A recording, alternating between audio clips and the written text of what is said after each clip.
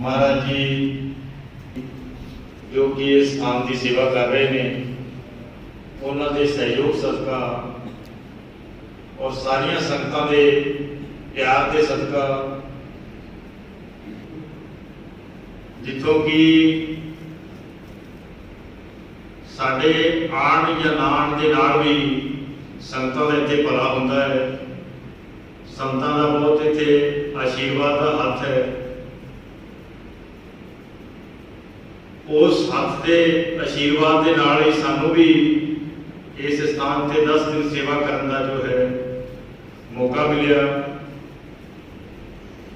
और सब तो बड़ी खुशी की गल यह है कि इत्थे तकरीबन पूरे देश के विचों संगत पहुंच, पंजाब के तकरीबन मेरे हिसाब नाल 14-15 जिलों तो इत्थे संगत पहुंच के अलग अलग जिहड़े रोग सी उन्हां दा इलाज कराने वास्ते पहुंचे। और साडी अंतरात्मा तो एक कोशिश ही रही है, अज तक भी कोशिश रही है, जिथे भी कैंप लगता है उस उत्थे साडे अंदर एक लगन होती है कि जो भी संगत आवे, क्योंकि जदों किसी ते दुख हुंदा है दुख सिर्फ वही जानता है। और जदों वो आपका घर-बार छड्ड के किसी दूसरे स्थान पर जाता है तो उहदी जिहड़ी समस्या तकलीफ है सिर्फ वही जानता है। तो साडी कोशिश सी कि उस रोगी का जिहड़ा इलाज है वो पूरी मेहनत के नाल, पूरी लगन के नाल कीता जावे। और उस इलाज के मेहनत के सदका, महापुरुषों की कृपा के सदका तकरीबन जिन्ने भी रोगी आए ने सारिਆਂ ਨੂੰ फायदा होया। जिस तरह अपने महापुरुषों ने बाबा जी है और चढ़ती कला, तो सब तो बड़ी महापुरुषों के अगे अरदास बेनती यही करते हैं कि महापुरुषों ने एडा बड़ा उपराला किया है, इन्हों से मेहर भरे हाथ रहे, चढ़ती कला रहे और उन्होंने इस तरह ही बल उदम बख्शे। तो साडा जो संस्थान है, ट्रस्ट है निरोग जीवन संस्थान के नाम से, जो कि पूरे देश में रजिस्टर्ड है, तो उन्होंने एक छोटा जा एक मोमेंटो जो संस्था वालों बनाया गया है वो भेंट करने की जी है इजाजत चाहूँगी। और दूसरी छोटी जी बेनती है कि देखो सेवा करते हैं कई बार किसी को कहना पैंदा है, कई बार किसी को बोलना पैंदा है, वो सिर्फ प्यार का होता है। क्योंकि सियाने कहते हैं गड्डी जो खड़ी होती है तो चुपचाप होती है, जो स्टार्ट होती है वो माड़ा मोटा खड़का करती है की जाए। तो कई बार संगत को समझाना पैंदा है, उन्होंने ये नहीं सोचना भी बाबा जी ने कहता, दिलों किसी को कुछ नहीं कह सकते, क्योंकि अंदर ना तो काम है, ना क्रोध है, ना कोई गुस्सा, कुछ नहीं, सब खत्म हो चुके हैं। उन तो सेवा है, जिन्ना संगत लै लूगी उन्ना ही फायदा है। संगत की सेवा नाल आशीर्वाद मिलता रहता है, वही खुशियां ने, वही चाव। तो साढ़े तो किसी तरह का कोई बोलन हो गई होवे तो संगत के चरणों में हाथ जोड़ की बेनती है, क्योंकि संगत बख्शण योग है। महापुरुष कहते सी संगत 21 होंदी है और तुसी 19 होंदे जी, ठीक है। तो संगत बख्शण योग है, तो बख्श देना, भुल चूक माफ करनी। वाहिगुरू जी का खालसा, वाहिगुरू जी की फतेह।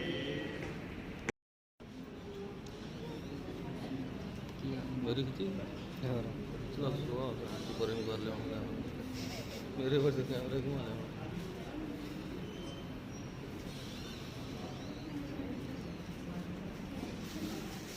लिया। संगतां का ते मातावां का बहुत बहुत धन्यवाद है कि आप जी ने समा कढ़ के सारिया संगतां लई भोजन बहुत बड़ी सेवा की है। महाराज चढ़ती कला बख्शे और आप जी के सिर ते मेहर भरे हाथ भी रहे, ताकि इस तरह आपकी सेवा करो। माइयां की सेवा के नाल ही घरां दे विच बरकतां।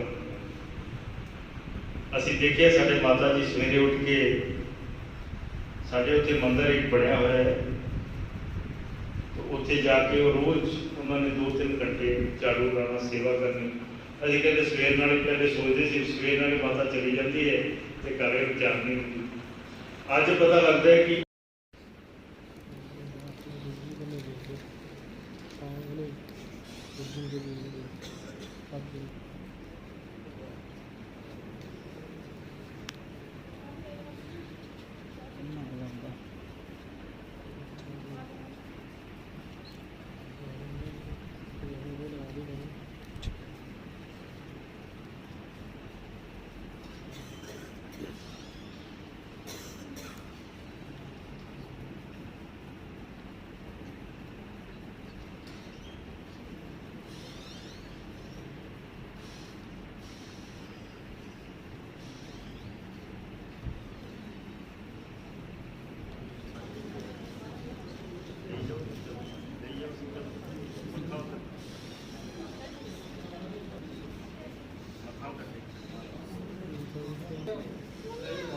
वगैरह कराना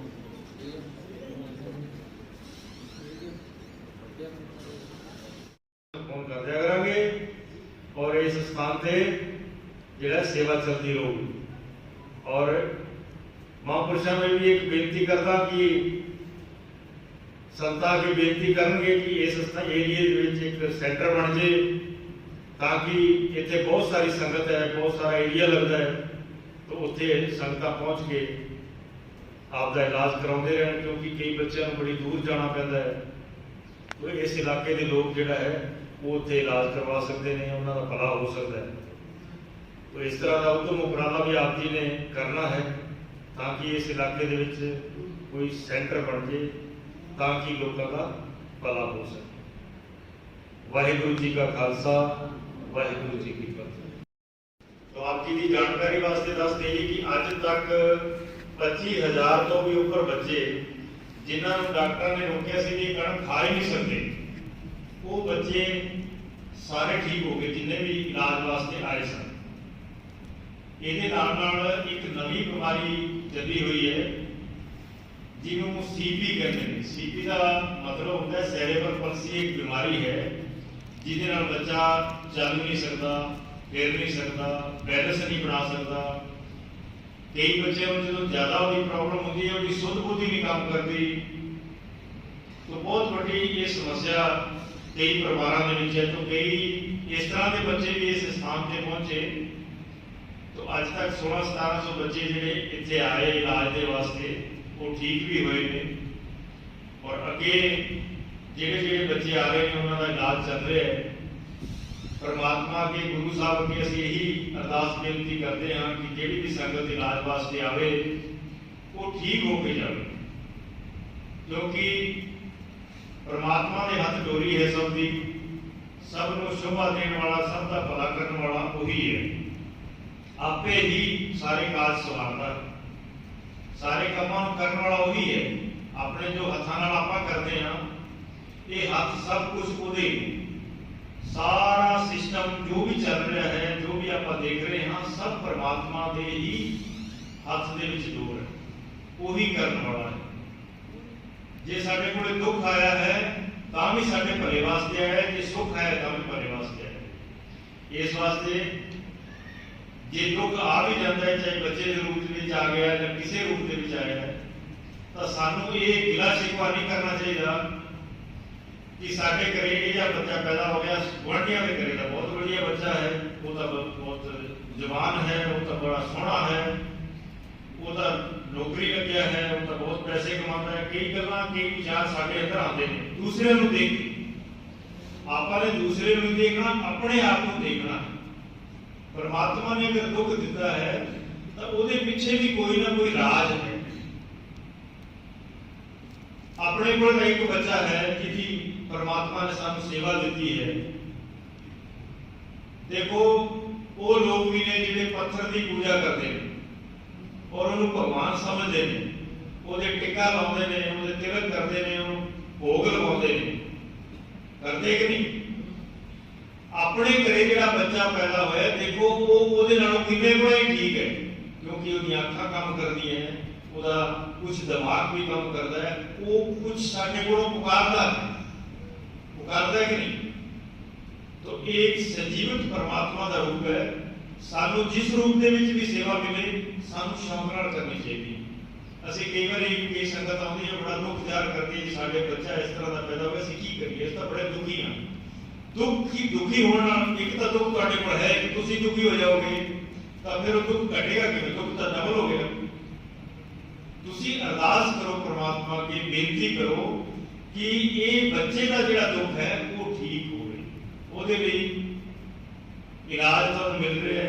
इलाज के नाल तुसीं अरदास भी करते हो, जिवें इस तप स्थान से आए हो, तो ये बड़ी शक्ति वाला स्थान है और शक्ति को लैण वास्ते साडे अंदर भाव होना चाहिए, साडे अंदर एक आस्था होनी चाहिए, तां ही शक्ति काम करती है, तां ही वो शक्ति साडा भला करती है।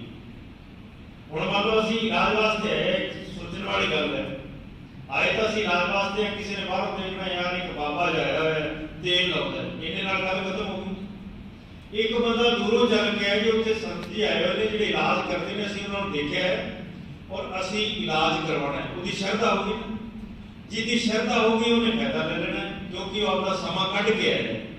और जिन्हें उत्तों उत्तों देखना है ਉਹਦਾ फिर पता हो जाए। सियाणे कहते ना दीवे थले हमेशा हनेरा होता।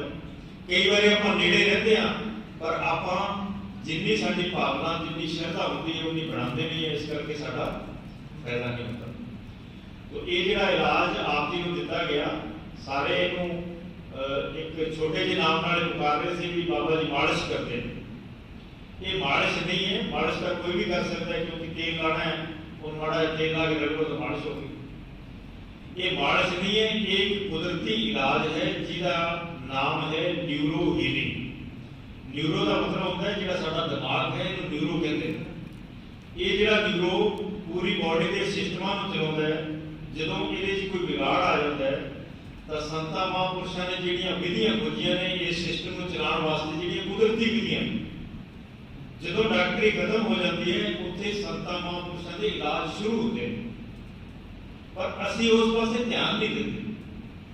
सानू की है, सिर दुखदा है, लियाओ जी हट्टी तो गोली पड़ लियाओ। अरे सिर दुखिया है, इसका मतलब साडे शरीर दे विच कोई बिगाड़ आया है, कोई नाड़ी जाम हुई है, कोई सिस्टम दे विच गड़बड़ आई है। इस वास्ते सानू हाँ कोई एमरजेंसी हो गई है। एलोपैथी दवाई एक तरह का जहर है। जहर सिर्फ इस वास्ते दिता जाता है कि बंदा थोड़ी देर लिए बेहोश हो जाए, जिहड़ा दर्द हो रहा है वो एक बार टिक जाए। लेकिन जिहड़ी नाड़ी साडे शरीर दे विच जाम हुई है उहनूं चालू करन वास्ते सानू ये जिहड़ा कुदरती इलाज है ये जरूर लेना चाहिए।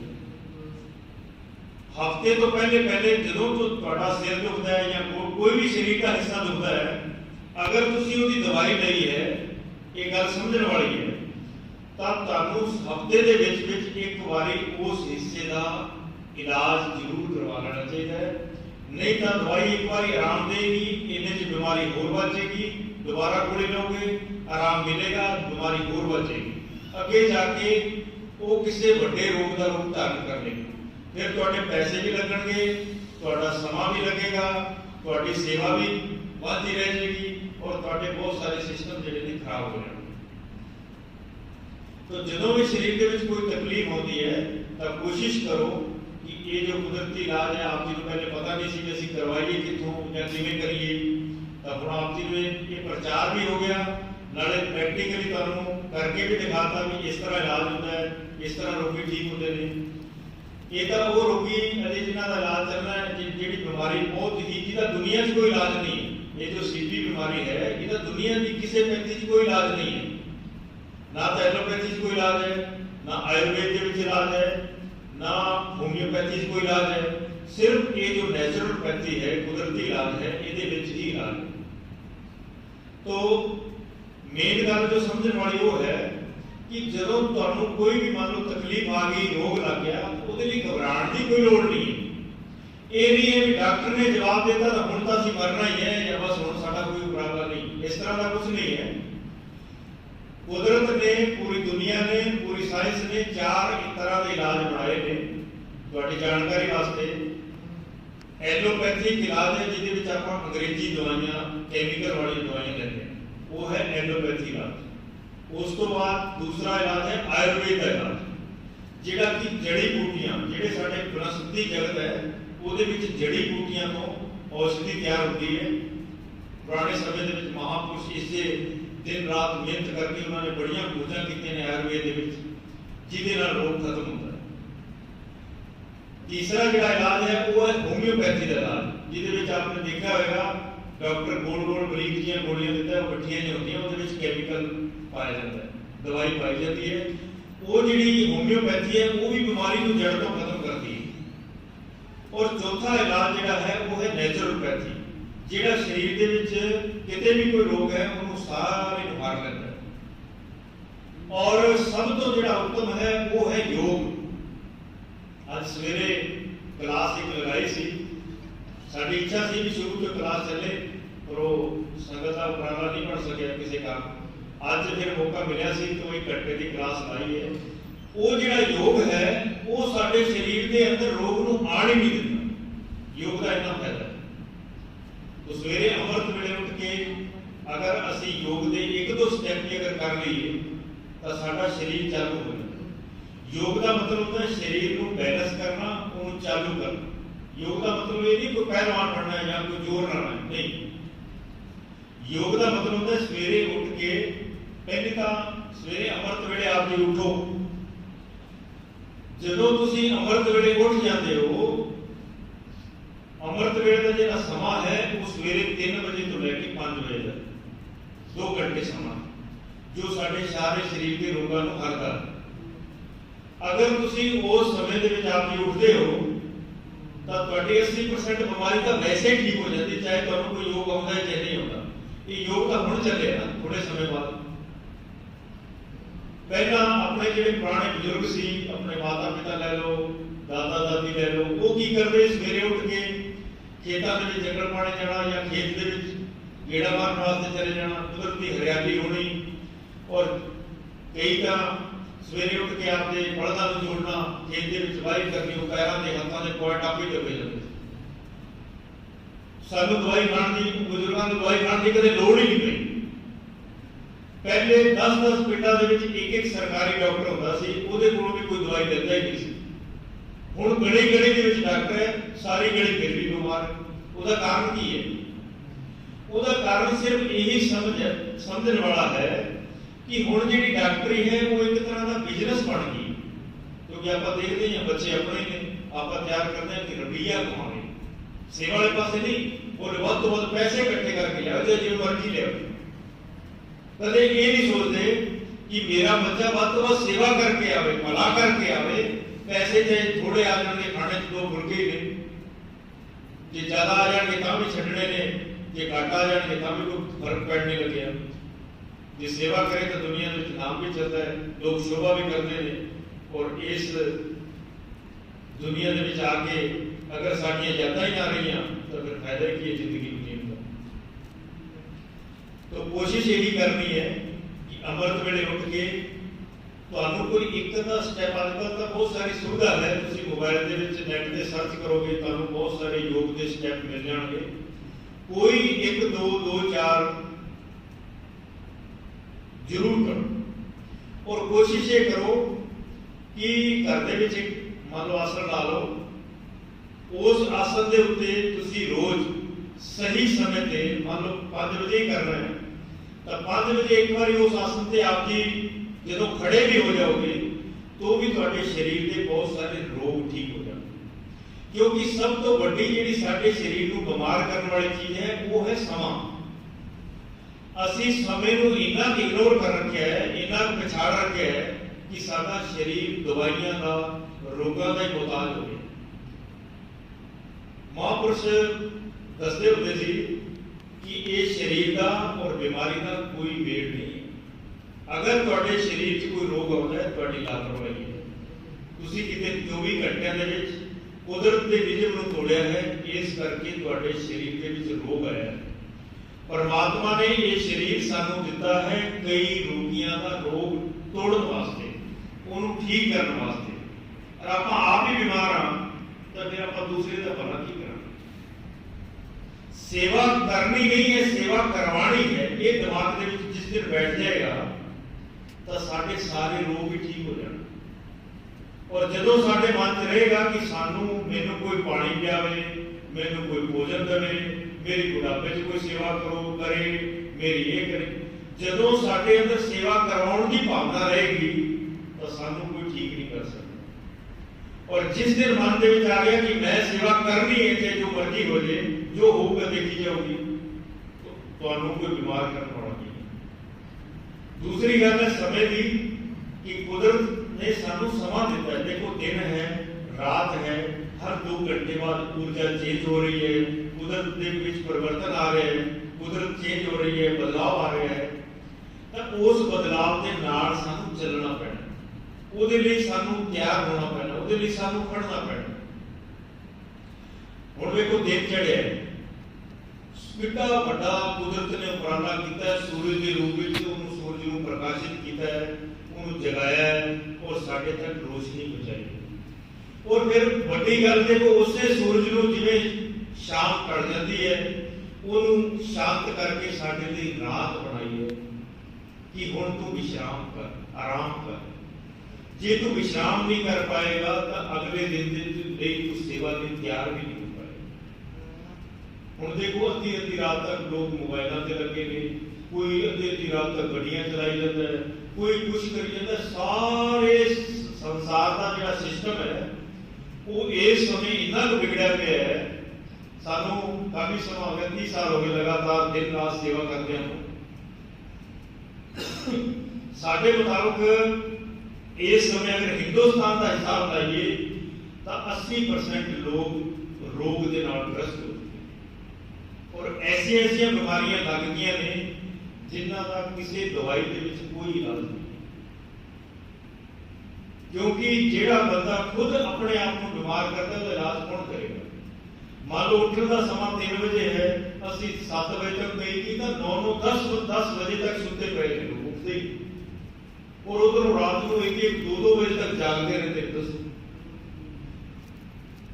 ਸੁਣਨ ਵਾਲੀ ਗੱਲ ਇਹ ਹੈ ਕਿ ਅਗਰ ਅਸੀਂ ਸਾਡਾ ਸਮਾਂ 3 ਵਜੇ ਉੱਠਣ ਦਾ ਹੈ, 3 ਵਜੇ ਤੋਂ 1 ਸੈਕਿੰਡ ਵੀ ਅਗਰ ਅਸੀਂ ਲੇਟ ਉੱਠਦੇ ਹਾਂ ਤਾਂ 1 ਸੈਕਿੰਡ ਦੇ ਅੰਦਰ ਜੋ ਸਾਡੇ ਸਰੀਰ ਦੇ ਅੰਦਰ ਵਿਗਾੜ ਆਉਂਦਾ ਹੈ ਉਹਨੂੰ ਠੀਕ ਹੋਣ ਵਾਸਤੇ 30 ਦਿਨ ਲੱਗਦੇ ਨੇ। ਔਰ ਜਿਹੜੇ ਲੋਕ ਘੰਟਾ ਬੱਧੀ ਲੇਟ ਉੱਠ ਰਹੇ ਨੇ ਉਹਨਾਂ ਨੂੰ ਬਚਾਉਣ ਵਾਲਾ ਕੋਈ ਡਾਕਟਰ ਨਹੀਂ, ਕੋਈ ਵੈਦ ਨਹੀਂ, ਕੋਈ ਵੀ ਨਹੀਂ। ਜਿਹਨੇ ਪਰਮਾਤਮਾ ਨੇ ਬਣਾਇਆ ਉਹ ਵੀ ਇਹਦਾ ਕੁਝ ਨਹੀਂ ਕਰ ਸਕਦਾ। ਕਿਉਂਕਿ ਕਰਮ ਕਰਨ ਵਾਸਤੇ ਮਨੁੱਖ ਨੂੰ ਬਣਾਇਆ ਪਰਮਾਤਮਾ ਨੇ ਕਿ ਕਰਮ ਤੂੰ ਕਰਨੇ ਨੇ ਔਰ ਕੁਦਰਤ ਦੇ ਨਾਲ ਚੱਲਣਾ। ਆਪਾਂ ਕੁਦਰਤ ਨੂੰ ਤੋੜ ਰਹੇ ਹਾਂ। ਅੱਜ ਤੋਂ ਇੱਕ ਚੀਜ਼ ਨੋਟ ਕਰੋ ਕਿ ਮੈਂ ਸਹੀ ਸਮੇਂ ਤੇ ਸੋਵਾਂਗਾ ਔਰ ਸਹੀ ਸਮੇਂ ਤੇ ਉੱਠਾਂਗਾ। ਸੌਣ ਦੀ ਕਿਸੇ ਟਾਈਮ ਗਲਤੀ ਵੀ ਹੋ ਜਾਂਦੀ ਹੈ, ਚਲੋ ਕਿਸੇ ਕਾਰਨ ਬੰਦਾ ਲੇਟ ਸ਼ੇਟ ਹੋ ਗਿਆ, ਪਰ ਅੰਮ੍ਰਿਤ ਵੇਲੇ ਉੱਠਣ ਦਾ ਜਿਹੜਾ ਸਮਾਂ ਹੈ ਉਹ ਕਦੇ ਵੀ ਲੇਟ ਨਹੀਂ ਹੁੰਦਾ। ਇੰਨੀਆਂ ਬੇਨਤੀਆਂ ਨੇ ਆਪ ਜੀ ਅੱਗੇ। ਅਗਰ ਮੰਨੋ ਦੱਸਣ ਨੂੰ ਬਹੁਤ ਕੁਛ ਹੈ, 10 ਦਿਨ ਮੈंने ਦੱਸਣਾ ਸੀ, ਲੇਕਿਨ ਆਪ ਜੀ ਨੇ ਉਸ ਚੀਜ਼ ਪਾਸੇ ਧਿਆਨ ਨਹੀਂ ਦਿੱਤਾ।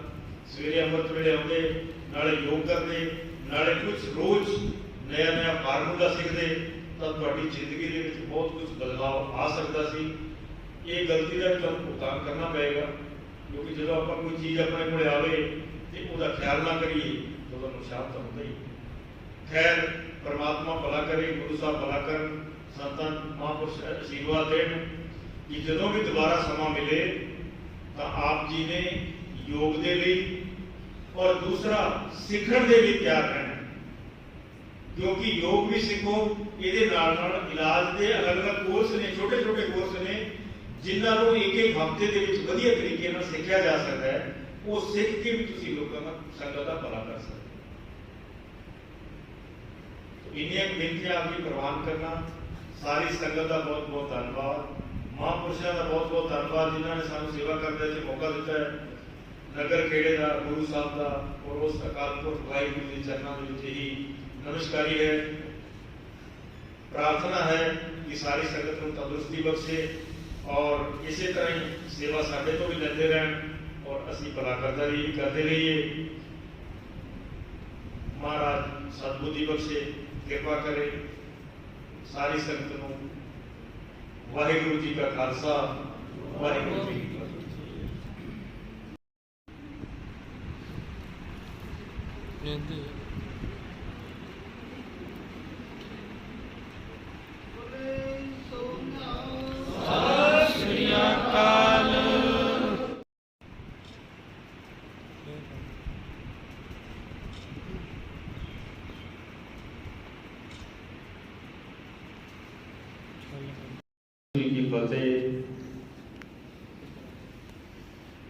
शिविर का जो भी प्रोग्राम सी समाप्त हो गया है, तो आप 1 मिनट वास्ते वाहिगुरू का जाप कर लीए और उस तो बाद आप अपने अपने जो स्थान ने उत्थे रवाना होना है। ठीक है, क्योंकि कोई भी काम करना हो तो परमात्मा को अंग संग रखो।